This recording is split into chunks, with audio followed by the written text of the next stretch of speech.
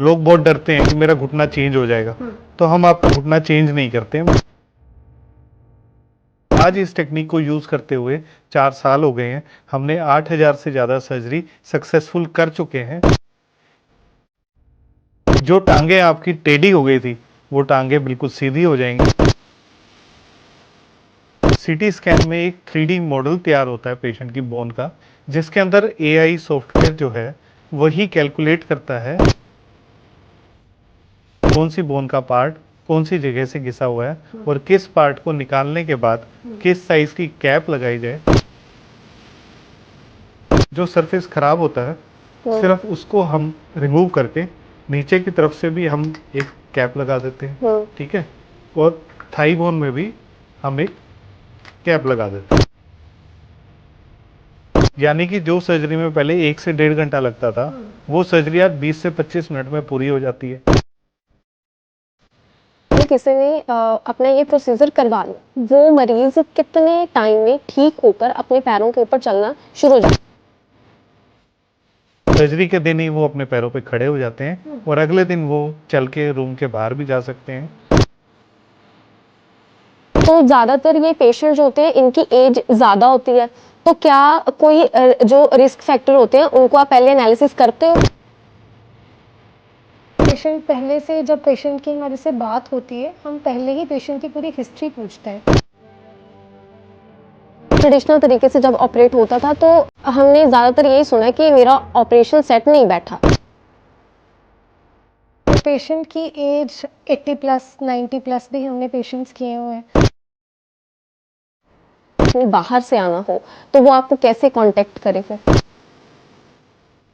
America से आके करवा चुके हैं, ऑस्ट्रेलिया से आके करवा चुके हैं, न्यूजीलैंड से, नेपाल से, सभी जगह से करवा चुके हैं। टेक्निक से करते हो, क्या लाइफ टाइम गारंटी है कि वो इंसान उसको दोबारा आपके पास नहीं आना पड़ेगा? तो ये 25 से 30 साल कैप चल जाती है, तो एक तरह से हम कहें कि ये लाइफ टाइम चलती है और पेशेंट को दोबारा जिंदगी में सर्जरी कराने की जरूरत नहीं पड़ती। हमने चलो पेशेंट्स को कन्विंस कर दिया कि आप आओ और ट्रीटमेंट करवाओ, पर बात वही है कि खर्चा कितना हो जाता है?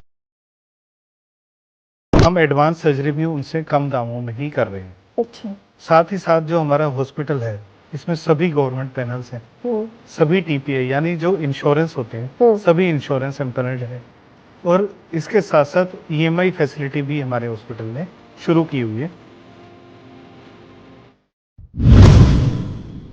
प्रो पंजाब टीवी देख रहे हो आप सब लोग, और मैं हूं आपके साथ प्रियंका चरिया। आज जो सबसे बड़ी दिक्कत है वो है घुटनों में जो दर्द लोगों के हो रहा है, पर सबसे ज्यादा लोग जिस चीज से घबराते हैं कि हमारे घुटने अब रिप्लेस हो जाएंगे, पर ये घुटने रिप्लेस नहीं होंगे। AI टेक्निक की मदद से हीलिंग हॉस्पिटल एक ऐसी सुविधा लोगों को दे रहा है जिसमें घुटने रिप्लेस नहीं होंगे। इस प्रोसेस के बारे में हम डॉक्टर जो हीलिंग हॉस्पिटल से हमारे साथ डॉक्टरों की टीम बैठी है उनसे पूछेंगे कि कैसे वो जो लोग परेशान होते थे कि अब हमारी उम्र हो गई, अगर हमसे चला नहीं जा रहा तो घुटने रिप्लेस होंगे, इस डर से लोग ऑपरेशन ही नहीं करवाते थे, उस टेक्निक को कैसे चेंज किया, AI जो अब फेमस हो रहा है कैसे ये हीलिंग हॉस्पिटल पहले ही इस टेक्निक के ऊपर काम कर रहा था। हम स्वागत कर लेते हैं, हमारे स्टूडियो में हमारे साथ मौजूद हैं डॉक्टर निशांत और डॉक्टर हरसिमरन। सबसे पहले तो डॉक्टर साहब, आपने जो नी रिप्लेसमेंट जिससे हमारे बुजुर्ग डरते हैं, क्योंकि 50-60 साल की उम्र में कोई भी व्यक्ति अच्छे से चल नहीं पाता घुटनों की दर्द की वजह से, पर आपने जो नी रिप्लेसमेंट है उस शब्द को हटा ही दिया, और कैसे ये आप किस टेक्निक के साथ आप लोगों का जो घुटनों का दर्द है उसको कम करते हो, और कैसे जो पेशेंट हैं आपके पास जब आते हैं वो कैसे ठीक हो जाते हैं फिर? मैं हूं doctor Nishant Setia, FT 3D knee expert in healing hospital sector 34 Chandigarh. तो आपने बहुत सुना होगा कि ये नी रिप्लेसमेंट, लोग बहुत डरते हैं कि मेरा घुटना चेंज हो जाएगा, तो हम आपका घुटना चेंज नहीं करते हैं। मैं लोगों को बताना चाहूंगा, हम घुटना चेंज नहीं करते हैं, घुटना बदलते नहीं है, हम उसी नेचुरल घुटने को रिटेन करते हैं। सिर्फ जो हिस्सा खराब हो गया होता है सिर्फ उसको रिपेयर करते हैं, उसके ऊपर कैप लगाते हैं। उससे क्या है, जो घुटना पहले जो था वही घुटना रहता है। जो काम पहले आप कर सकते थे वो काम आप दोबारा से कर सकते हो, और बिना किसी दर्द के कर सकते हो। जो टांगे आपकी टेढ़ी हो गई थी वो टांगे बिल्कुल सीधी हो जाएंगी और आप बिना दर्द के सीधे चल सकते हैं, और वो भी बिना घुटना बदलवाए। सो डॉक्टर निशांत, हमारे बहुत सारे सवाल हैं। जैसे सबसे पहले बात ये कि आपने ये जो टेक्निक है हमने पहले फॉरेन में सुनी थी, फिर हीलिंग हॉस्पिटल, क्या सिर्फ पंजाब में यही एक ऐसा हॉस्पिटल है इस पूरे एरिया में जो इस टेक्निक के ऊपर काम कर रहा है? देखिए, ये जो टेक्निक है ये एक पेटेंट टेक्निक है जो हीलिंग हॉस्पिटल चंडीगढ़ में ही अवेलेबल है। मैंने जो अपनी ऑर्थोपेडिक की ट्रेनिंग है वो पीजीआई से पूरी की है। उसके बाद मैंने जर्मनी से नी सर्जरी की ट्रेनिंग ली है। उसके बाद कई सर्जरी करने के बाद और कई टेक्नोलॉजीज देखने के बाद ही हमें पता चला कि ये जो टेक्निक है ये सबसे अच्छी है। फिर इसे हमने हीलिंग हॉस्पिटल में यूज करना शुरू किया। आज इस टेक्निक को यूज करते हुए 4 साल हो गए हैं। हमने 8000 से ज्यादा सर्जरी सक्सेसफुल कर चुके हैं। तो ये जो टेक्निक है सिर्फ हीलिंग हॉस्पिटल चंडीगढ़ में ही अवेलेबल है। और ये टेक्निक मैं इसके बारे में, इस टेक्नोलॉजी के बारे में पहले से ट्रेनिंग ले चुका हूँ जर्मनी से, इसीलिए ये टेक्निक को यूज करके हम आज सक्सेसफुल रिजल्ट्स दे पा रहे हैं। डॉक्टर निशांत, एक बात यह कि जो जैसे पहले जैसे ऑपरेशन होते थे और अब जैसे आप लोगों को ये घुटनों का दर्द खत्म कर रहे हो, इसमें डिफरेंस क्या है? मतलब कितना टाइम लगता है ऑपरेशन में, और जो मरीज है वो कितने टाइम में चलने के काबिल हो जाता है? देखिए, पहले नी रिप्लेसमेंट जैसे आपने सुना होगा, कहते थे घुटना बदल देंगे। अब वो चीज नहीं है। अब क्या है कि हम पेशेंट्स को पहले एक सीटी स्कैन करवाते हैं पेशेंट का।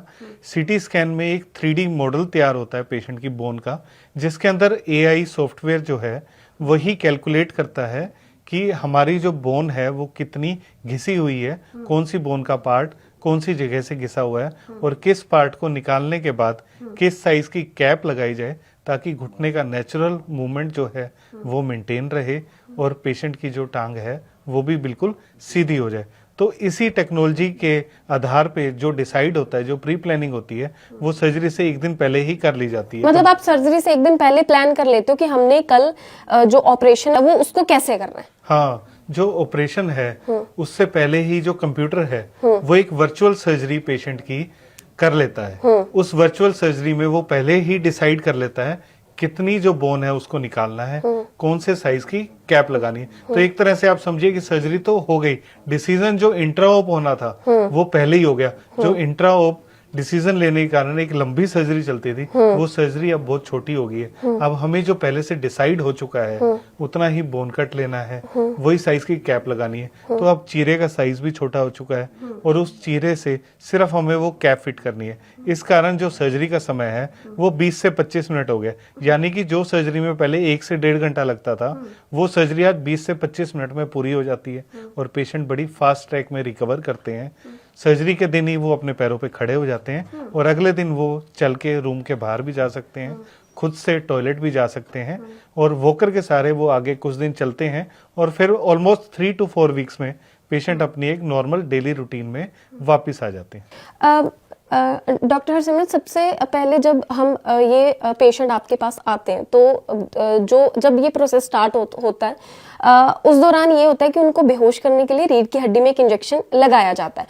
तो ज़्यादातर ये पेशेंट जो होते हैं इनकी एज ज़्यादा होती है, तो क्या कोई जो रिस्क फैक्टर होते हैं उनको आप पहले एनालिसिस करते हो कि ये वाला पेशेंट इस वाले मेडिकल हिस्ट्री के साथ हमारे पास आ रहा है तो इसके ये रिस्क फैक्टर हो सकते हैं?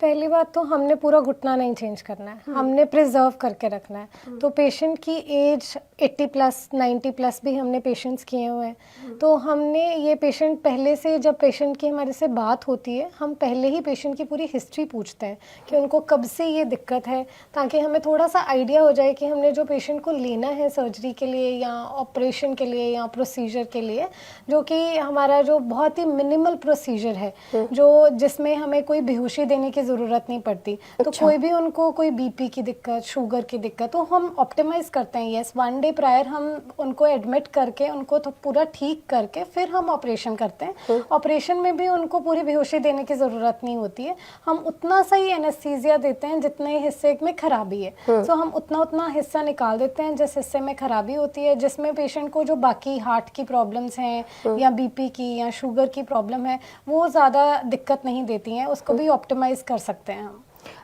डॉक्टर निशान, जैसे किसी ने अपना ये प्रोसीजर करवा लिया, वो मरीज कितने टाइम में ठीक होकर अपने पैरों के ऊपर चलना शुरू हो जाता है? क्योंकि मेन दिक्कत ये है कि जब हम ट्रेडिशनल तरीके से ये ऑपरेट या ये प्रोसेस करवाते थे तो मरीज जो है वो ठीक नहीं होते थे और उनको जो दिक्कत परेशानी और उनकी बढ़ जाती थी। देखिए, ये जो हम ऑपरेशन कर रहे हैं उसके बाद भी अगर 2 महीने बेड पे ही रहना है तो फिर ऑपरेशन का फायदा ही नहीं है कोई। तो टेक्नोलॉजी का फायदा, एडवांसमेंट का यही फायदा है कि आज जब हम ऑपरेशन करते हैं तो उससे रिकवरी जो है इतनी फास्ट ट्रैक होती है कि पेशेंट सर्जरी के दिन ही अपने पैरों पे खड़ा हो जाता है, अगले दिन अपने पैरों पे वॉकर के सहारे से चलना शुरू हो जाता है। धीरे धीरे 2 से 3 हफ्ते में वॉकर भी छूट जाता है और एक वो स्टिक का सहारा लेते हैं, जो कि आगे आने वाले 1-2 हफ्ते के अंदर वो स्टिक भी छूट जाती है और पेशेंट अपनी रूटीन डेली एक्टिविटीज में वापस आ जाता है, जो कि लगभग 1 महीने के आसपास होता है। जब ट्रेडिशनल तरीके से जब कोई भी ऐसे फॉर एग्जांपल हमारी भी फैमिली में किसी ने ऑपरेट अगर करवाया, ट्रेडिशनल तरीके से जब ऑपरेट होता था तो हमने ज्यादातर यही सुना है कि मेरा ऑपरेशन सेट नहीं बैठा मुझे, पर इस टेक्निक में बहुत सारे लोग, आपने जैसे बताया कि 8000 हम सर्जरीज अब तक कर चुके हैं, तो जो पेशेंट हैं वो आकर आपको फीडबैक देते हैं कि डॉक्टर साहब ये इतनी तकलीफ थी और ये इतनी तकलीफ कम होगी हमें। देखिए, जो पहले ऑपरेशन करते थे तब उसमें जैसे कि मैंने आपको बताया कि ऑपरेशन के दौरान ही डिसाइड किया जाता था कि कितनी बोन को निकालना है, कौन से साइज की कैप लगानी है। तो वो कैप कई बार बड़ी हो जाती थी, कई बार छोटी हो जाती थी, पेशेंट को बाद में पेन रहता था। तो वही चीजें जो हैं आज बहुत ही एक्यूरेट हो चुकी हैं प्री प्लानिंग के साथ। जब हम सीटी करा के और सॉफ्टवेयर में पहले ही प्लान कर लेते हैं, उस कैप को हम 3D इमेज में देख सकते हैं कि वो कैप का जो साइज है वो बोन के हिसाब से एक्यूरेट है या नहीं है। तो इस एक्यूरेट सर्जरी के कारण जो पेशेंट के जो रिजल्ट्स हैं वो बहुत ही बेहतर हुए हैं और जो पेशेंट का डिससेटिस्फेक्शन रेट था आफ्टर सर्जरी वो बहुत कम हो गया। तो इस नई तकनीक के कारण जो पेशेंट का सेटिस्फेक्शन रेट है वो भी काफी बढ़ गया है और सर्जरी की एक्यूरेसी भी काफी ज्यादा बढ़ चुकी है। कहाँ से आपके पास पेशेंट आते हैं? क्योंकि अगर फॉर एग्जांपल किसी ने बाहर से आना हो तो वो आपको कैसे कांटेक्ट करे फिर? देखिए, पेशेंट हमारे पास जो आते हैं ऑल ओवर इंडिया आते हैं और वर्ल्ड में भी मैं बात करूं तो अमेरिका से आके करवा चुके हैं, ऑस्ट्रेलिया से आके करवा चुके हैं, न्यूजीलैंड से, नेपाल से, सभी जगह से करवा चुके हैं। और इंडिया में भी अगर हम बात करें तो south India, east India, waste India, सभी जगह से। नॉर्थ इंडिया तो प्रीडोमिनेंटली हम बात करें तो दिल्ली से बहुत पेशेंट्स आते हैं हमारे। तो वो जो सब पेशेंट्स हैं पहले हमें हमारे दिए गए नंबर्स पे कांटेक्ट करते हैं, हम उनका एक्सरे मंगवा लेते हैं, उनसे एक बार बात कर लेते हैं, उनकी तकलीफ हम जांच लेते हैं, उनकी जो मेडिकल हिस्ट्री है वो भी जांच लेते हैं। फिर उसके बाद हम उन्हें एक फिजिकल कंसल्टेशन के लिए बुलाते हैं, जहां उन्हें असेस किया जाता है और जो उनके टेस्ट और रिक्वायर्ड होते हैं वो किए जाते हैं, उनका सीटी स्कैन किया जाता है। उसके बाद ही सर्जरी को एग्जीक्यूट किया जाता है। अब जो पेशेंट्स हैं हमारे पास वो हमारे से पहले भी फोन से कनेक्टेड हैं और सर्जरी के बाद भी जब हम स्टिचलेस सर्जरी करते हैं तो उससे क्या पेशेंट को स्टिच रिमूव कराने के लिए हमारे पास दोबारा आने की जरूरत नहीं है। एक बार पेशेंट डिस्चार्ज हो गया तो उसके बाद वो कितनी भी दूर रहता है वो फ्लाइट पकड़ के, ट्रेन पकड़ के, बस से अपने घर जा सकता है। उसको उसके बाद जो भी जरूरत है वो हमारे नंबर पे कांटेक्ट करता है और हमारे जो कोऑर्डिनेटर्स हैं वही उनसे बात करके, और अगर जरूरत होती है तो मेरे से भी बात करवाते हैं और कोई भी जो परेशानी होती है उसका हल निकालते हैं और हम कोशिश करते हैं कि पेशेंट को किसी तरह की भी डिस्कम्फर्ट ना हो बाद में। डॉक्टर साहब, हमने ये अक्सर ही सुना है कि डॉक्टर से कुछ छुपाना नहीं चाहिए, पर अगर कोई मरीज आपके पास इस प्रोसेस के लिए आ रहा है, अगर वो अपनी मेडिकल हिस्ट्री छुपाता है, क्या ऑपरेशन के दौरान उसके लिए वो चीज खतरनाक हो सकती है? देखिए, जो भी चीजें हैं वो सब चीजें क्या है आपकी रिकवरी के लिए, आपको ठीक करने के लिए। अगर कोई भी चीज आप छुपा रहे हो तो उससे क्या है कि वो आप अपना ही नुकसान कर रहे हो, तो क्योंकि आपकी रिकवरी ही उससे डिलेड होगी। कोई अगर कोई कॉम्प्लिकेशन जो होनी है किसी भी एनेस्थीसिया या ड्रग डोज के कारण, वो अगर आप कोई चीज छुपाएंगे तब उसकी संभावना बहुत ज्यादा बढ़ जाती है। तो इसलिए मैं ये रिक्वेस्ट करूंगा जो हमारा वीडियो देख रहे हैं उन सभी लोगों से कि जब भी आप हमारे पास आते हैं तो जो भी चीज है वो आप हमें पूरा सच बताएं। जो भी आप मेडिसिन ले रहे हैं वो सच सच बताएं, क्योंकि हमें आपकी सिर्फ सर्जरी नहीं करनी है, हमें आपको ठीक करना है।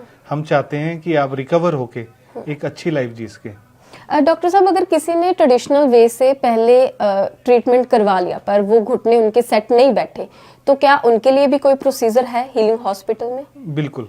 तो अगर किसी को कोई प्रॉब्लम है तो वो भी हमें आकर कांटेक्ट कर सकता है। हम उसी का सीटी स्कैन और ब्लड टेस्ट करवा के दोबारा से प्लान कर सकते हैं और जो कैप है वो हम दोबारा से लगा सकते हैं।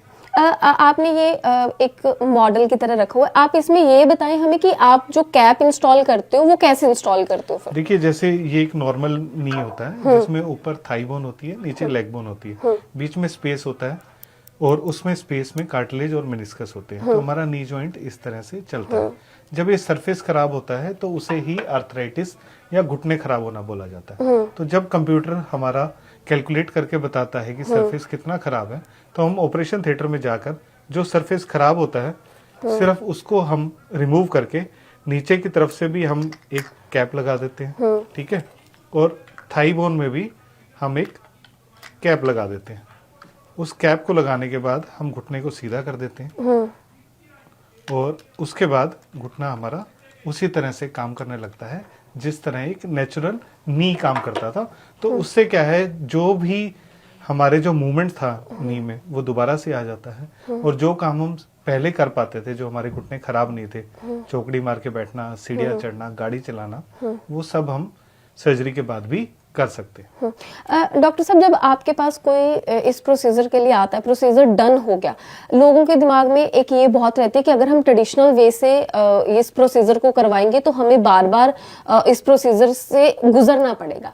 जब आप अपने तरीके से इस टेक्निक से करते हो, क्या लाइफ टाइम गारंटी है कि वो इंसान उसको दोबारा आपके पास नहीं आना पड़ेगा? देखिए, ये जो कैप है इसकी जो लाइफ है वो 25 से 30 साल है। ये सब जो लाइफ होती है लैब में टेस्टेड होती है। अच्छा। कि जो मेटल है वो कब तक लास्ट करेगा। तो ये जो मेटल है टाइटेनियम नियोबियम नाइट्राइड की जो कोटिंग है COCR यानी कोबाल्ट क्रोम के ऊपर, इसकी लाइफ 25 से 30 साल मानी जाती है। अच्छा। जो हमारे पास जो अक्सर मरीज आते हैं उनकी उम्र 60 या उससे ऊपर होती है। तो हम अगर इंडियन पेशेंट्स की लाइफ एक्सपेक्टेंसी की बात करें तो ये 25 से 30 साल कैप चल जाती है। तो एक तरह से हम कहें कि ये लाइफ टाइम चलती है और पेशेंट को दोबारा जिंदगी में सर्जरी कराने की जरूरत नहीं पड़ती।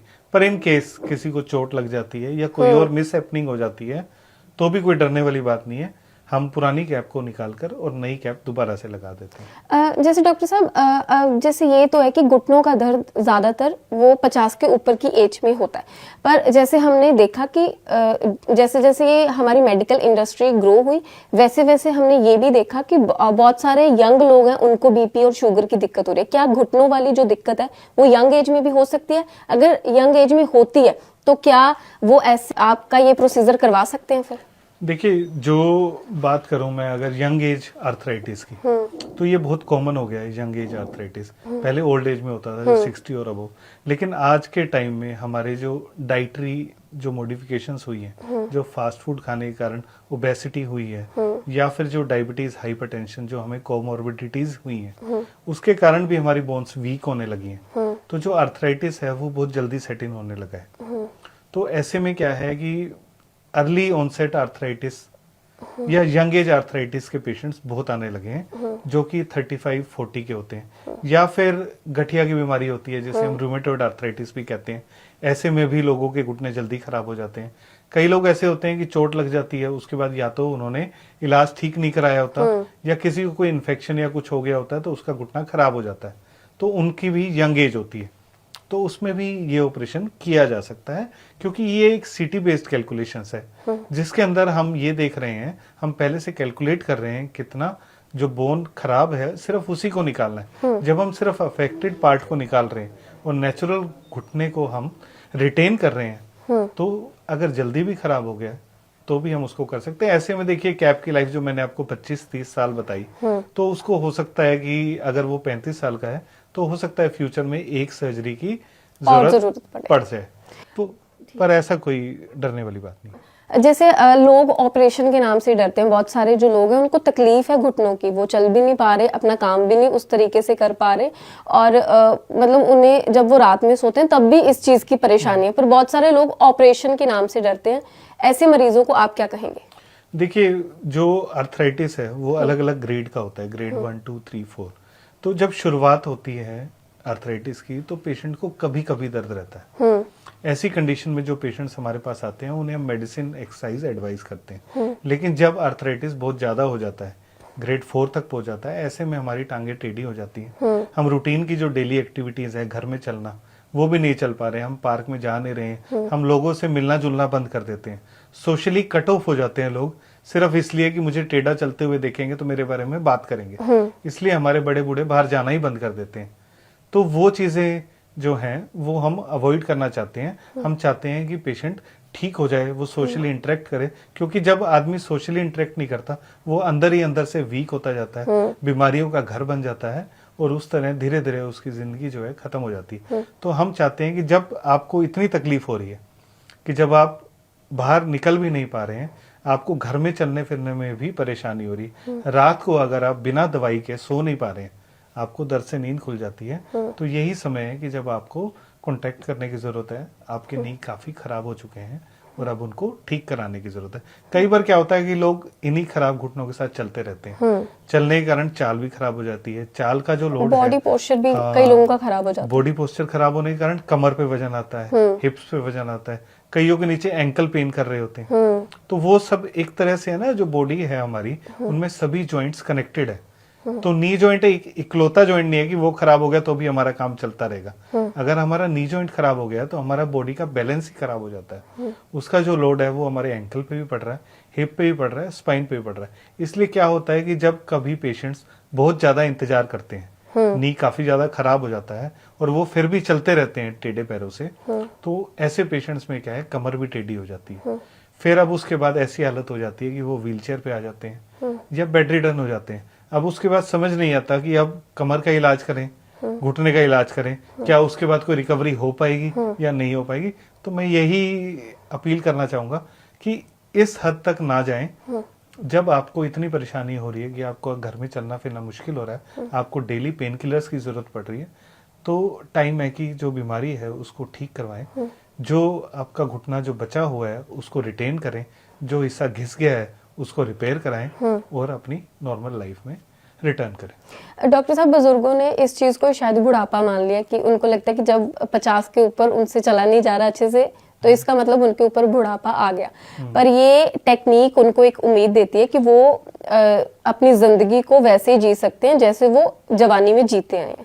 पर फिर भी जो बुजुर्ग हैं वो इस चीज को मानने के लिए रेडी नहीं है, कि उनको लगता है कि बुढ़ापा शायद यही है जब उनके घुटने जो वो कड़कड़ करेंगे, और आम अगर बोलचाल की भाषा में देखो तो वो बोलते हैं कि घुटनों की ग्रीस खत्म हो गई। सो वैसे मरीज जो घर पे बैठे हुए हैं, जिनको जो इस मेंटालिटी से जी रहे हैं कि यही बुढ़ापा है, उनको क्या कहना चाहते हैं?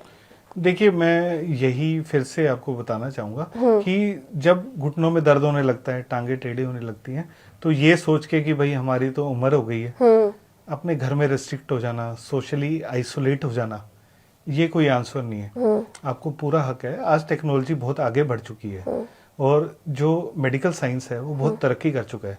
आज आपको किसी भी बीमारी के कारण ऐसे घर में सोशली आइसोलेट होने की जरूरत नहीं है। और नी जो सर्जरी है, it is the most successful surgery in orthopaedics.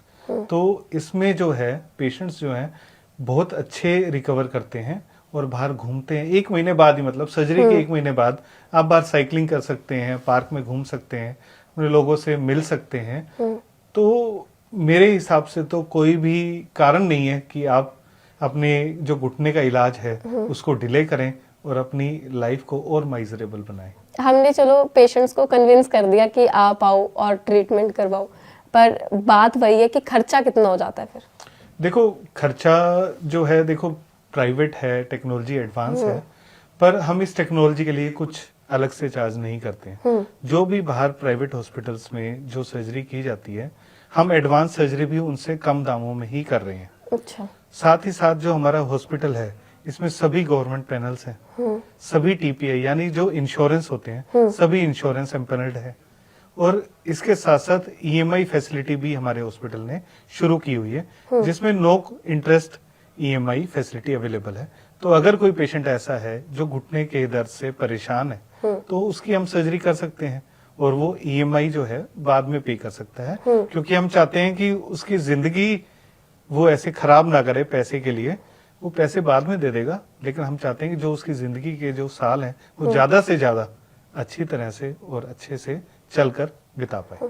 So doctor हर्षिमरन, जैसे बहुत बार ऐसा होता है कि जो पेशेंट है वो इसी दिक्कत से हॉस्पिटल तक अप्रोच नहीं करते कि हमें बीपी या शुगर की प्रॉब्लम है। वो डरे हुए हैं कि कहीं अगर हम ये प्रोसीजर के गो थ्रू होते हैं तो कहीं ऐसा ना हो कि हमारी जान ही चली जाए या हमारी वो जो दिक्कत है वो और बढ़ जाए। तो जो मरीज ऐसा सोच रहे हैं उनके लिए आप क्या कहना चाहते हो?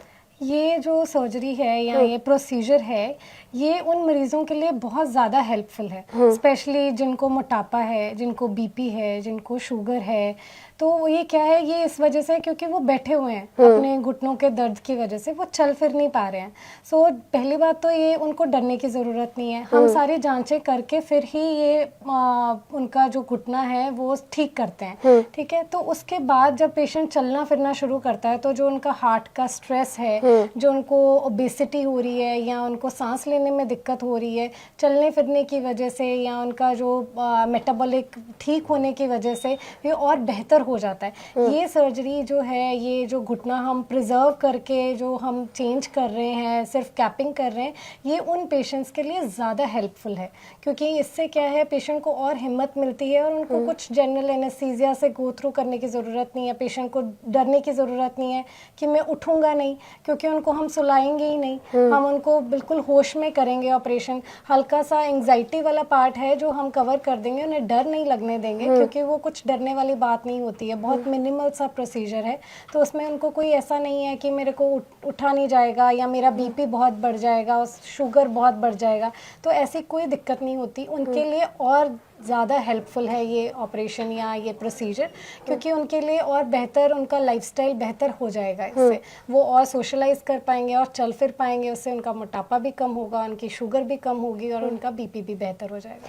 तो कई बार ऐसा होता है कि जो शुगर या बीपी के मरीज है वो इसी परेशानी से, जैसे मैंने जिक्र किया कि ये प्रोसीजर के गो थ्रू ही नहीं होते, बल्कि वो अपनी सोशल लाइफ को भी बिल्कुल कम कर देते हैं कि वो खाते पीते नहीं है, जिसकी वजह से कई बार ये होता है कि अगर उन्हें किसी चीज की दिक्कत नहीं भी है तो भी उनकी परेशानी बढ़ जाती है। तो ऐसे पेशेंट आते हैं आपके पास? हाँ जी, हमारे पास डिप्रेशन के बहुत पेशेंट्स आते हैं। सो हमारी जो टीम है, इसमें सिर्फ हम 2 डॉक्टर्स नहीं है, हमारे पास बहुत मल्टीपल डॉक्टर्स हैं, हर चीज़ के डॉक्टर हैं। सो हम ऑप्टिमाइज करते हैं, पहले पेशेंट की जांच करते हैं, उन्हें होमली एनवायरनमेंट देते हैं, ताकि उन्हें ऐसा ना लगे कि मैं हॉस्पिटल में आ गया हूँ। आपने देखा होगा, पेशेंट को हॉस्पिटल आते ही बीपी बढ़ जाता है, हॉस्पिटल के नाम से डरते हैं लोग। वो कहते हैं कि हम हॉस्पिटल आए हैं तो हमारा बीपी बढ़ गया, घर पे थे तब तो ठीक था। तो बेसिकली हमारा जो एनवायरनमेंट है हॉस्पिटल का, वो इतना फ्रेंडली और होमली है कि पेशेंट को डरने की ज़रूरत नहीं है। प्लस ऑपरेशन थिएटर में जो एनवायरनमेंट है वो और भी ज़्यादा कंफर्टेबल है, तो उससे उनका बीपी नहीं बढ़ता है, हम ऑप्टिमाइज करके रखते हैं। सो उतना उनको दवाइयाँ, बहुत ज़्यादा दवाइयाँ नहीं देते हैं, लोड नहीं कर देते हैं दवाइयों का, क्योंकि ऑपरेशन बहुत ही बेसिक और बहुत मिनिमल इन्वेजिव प्रोसीजर है, फास्ट ट्रैक है, रिकवरी बहुत जल्दी है। तो पेशेंट को बेड पे लेटे रहने की ज़रूरत नहीं है, पेशेंट घूम फिर सकता है आफ्टर प्रोसीजर। तो पेशेंट को ऐसा कोई डिप्रेशन वाली बात नहीं होती है, पेशेंट का बीपी भी ऑप्टिमाइज हो जाता है, शुगर भी हम देखते रहते हैं। ये हमारी जिम्मेदारी होती है। एक बार बस पेशेंट हमारे पास आ जाए तो जैसे उसे लगेगा मैं फैमिली मेम्बर के पास बैठा हूँ, मतलब तो उसको हील करके भेजना हीलिंग हॉस्पिटल की जिम्मेदारी। जी जी जी। थैंक यू डॉक्टर, बहुत सारे सवाल थे, बहुत सारे सवाल क्लियर हुए, क्योंकि आज के टाइम में लोग इसी चीज़ से सबसे ज़्यादा परेशान है। लोगों के पास पैसा भी है, समय भी है, पर मतलब वो उन्होंने स्पेंड कैसे करना, लाइफ को एंजॉय कैसे करना, ये वो भूल गए, क्योंकि 40-50 की उम्र में ज़्यादातर लोग घुटनों के दर्द की वजह से घर में, जैसे हमने जिक्र किया, कि बंद हो जाते हैं।